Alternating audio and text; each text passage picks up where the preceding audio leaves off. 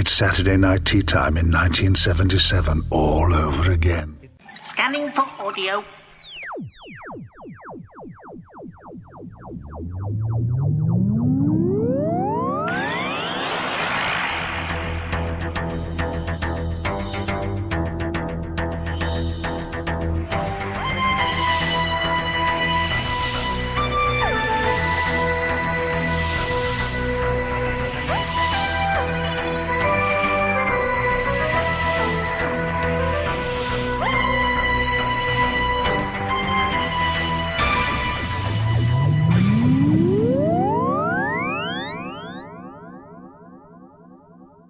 Welcome to another Tin Dog podcast. This time, not even remotely surprisingly, I'll be talking about Destination Nerva. But before I get to that, I just want to say a few things. First off, you can probably hear in my voice that yes, I have something wrong with it again. So if bear with me.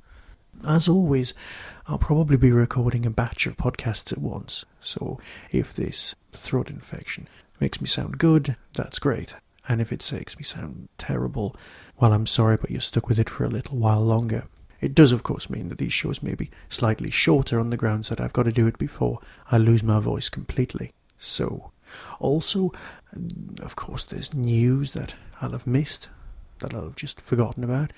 But I do just want to say one thing about something that's come up since I recorded my last batch of podcasts. Siobhan, we're with you 100%. The road ahead may be difficult, but you have friends around you. Don't ever, ever forget that.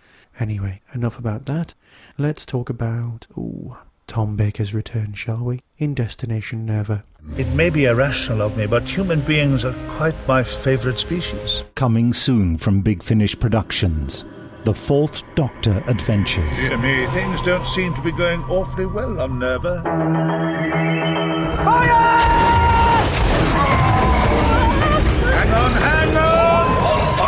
I'm getting a strange reading on the decon filter. Nerva? Don't let him in. And what on earth is that? Well, I'm the doctor. This is Leela. And I would advise you all to keep back.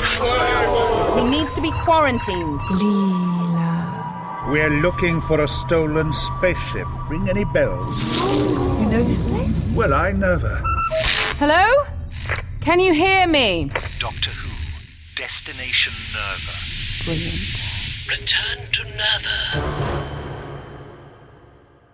It's been well recorded that Tom Baker was never truly up for recording any Big Finish.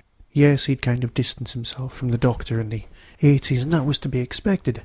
This guy had his entire career defined by a single role. A role where, to all intents and purposes, he was playing himself. But Tom Baker the man is a complicated creature. So when he's playing himself, you're still left with the question, which one? That was then. Then, of course, he's done other things. He's done, well, let's call them the Hornets Nest series. I was never truly a fan. I do believe that the second series, well, I never even bought them. And for me, that's quite impressive. I like to collect everything I can, in one form or another. But bear with me and call me a cynic, but I believe that Tom's commentaries have been recorded for every single one of his Doctor Who stories. He's been exposed via the people who played his companions, and through re-watching every single one of his stories, well, almost, you know what I mean, to reevaluate his time. He no longer has that little pocket money liner, shall we say, that extra level of income from Doctor Who that he would get from recording the commentaries. It won't be much, but it will be missed. Roll on, Big Finish. Yes, they've wanted him. Yes, we've wanted him as fans to play these parts. Come back and play the Doctor. But as fans, we were already doubting that he was even capable of doing so. Because when he plays the Doctor, he plays himself, and he really has changed through time. I started listening to the Lost Stories, and I will be reviewing those in the next few podcasts. Perhaps not the next one. Let's not spoil it. No. But I will be reviewing them very soon.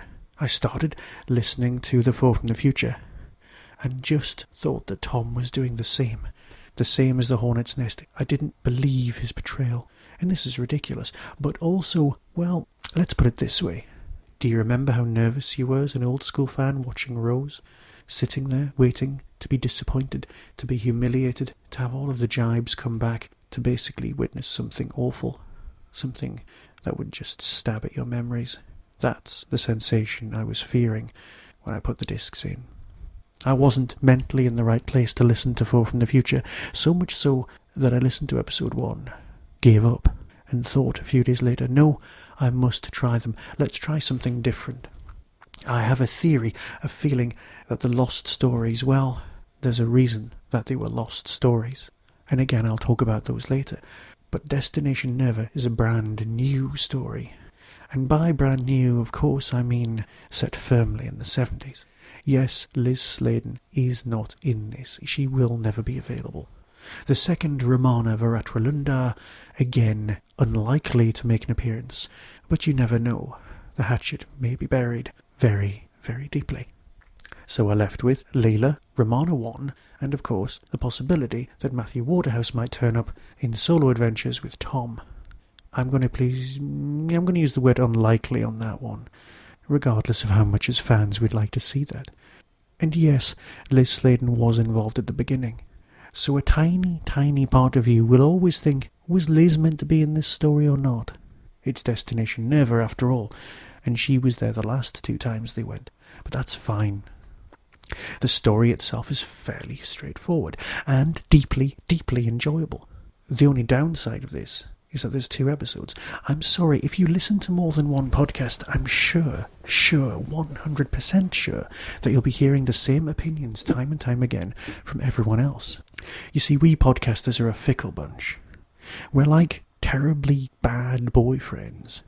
You see, we love and adore Big Finish. Big Finish is, say, our prime person, our girlfriend. But then the flashy new TV show turns up, with its effects and its acting and its story arcs, and it all distracts us, and we all stare and watch and wonder and think about it and talk about it.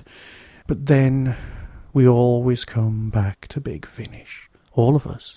Something like Tom Baker always drags us all back, and we'll all be talking about these stories because we are the rubbish boyfriends. We're the ones who go, yeah, we love you, we really do. We love you with all of our heart. We think you've done the best things in the world. You've made us see old things in you. You've made us listen. We see everything afresh. But when the TV series comes back round, we're distracted and end up talking about that. Well, no. Here, universal love for this story is almost guaranteed. It's great. This is where podcasters' hearts belong because we're an audio medium too. So yeah. I don't know whether it was meant to have Liz Sladen or not, and to be honest, I no longer care, because it's set directly after Talons and Weng-Chiang. The star of this and the other 2 stories is quite definitely Louise Jameson. Her portrayal of Leela is perfect. She's taken what she had in the series and run with it and made it better, and just oozes character. And Tom has had his leash truly kept on him. Every time it sounds like he's wandering away from the original 70s characterization of the Doctor, I get the feeling he's been dragged right back, because this is by far the best Tom on audio there has been since I borrowed Genesis of the Daleks on LP from Wallsend Central Library. A long time ago. So yes, it's a great story. Actually, it's a very good story, and one that I feel could have been expanded, because let's face it, these discs are going to be the same price as everything else, but there's only going to be one story. Will there be a return to 2-parters? It's got the pacing of the new series, which works, that's fine, but I'm going to miss those 4-parters. Story-wise, I've still not discussed it. I've talked about the characters, I've talked about the actors. The soundscape is marvellous. Lifted sound effects straight from Nerva. Sticking it on Nerva, I'm not sure why, but it does work. It gives you a nice story placement. It's something old, it's something new, it's something borrowed. Something new is Nerva Beacon, the first time in its own history it would have been seen. Perhaps Nerva Beacon one day is going to end up being the Babylon 5 of Doctor Who. God help us all on that one. And this comes from a Babylon 5 fan. So yeah, plot-wise, you've got a lovely little cutaway moment at the beginning.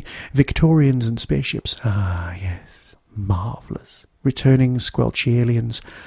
So you've got the body horror and a lot of other things that echo the Fourth Doctor's time. There's touches of invisible enemy within contagion in space. It all feels terribly familiar, terribly safe in the sense that it's Doctor Who, but it doesn't feel terribly safe in the sense of the narratives. It's awfully well structured. I know people are always supposed to say, leave them wanting more. Well, I do. I definitely want more of this Tom. I definitely want more of this Louise Jameson, and I definitely wanted more of this story. And I didn't get it. There's hints in this that there will be a Jago and Lightfoot return, and that's something I think we're all looking forward to. I'll fade away now, bid you all farewell, and speak to you all very, very soon about something else. Probably Doctor Who. Be seeing you.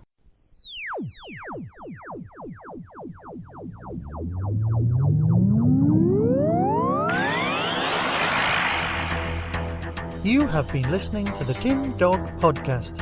Doctor Who and its associated shows are all trademark of the BBC. No infringement is intended. Contact us at tin-dog@hotmail.co.uk.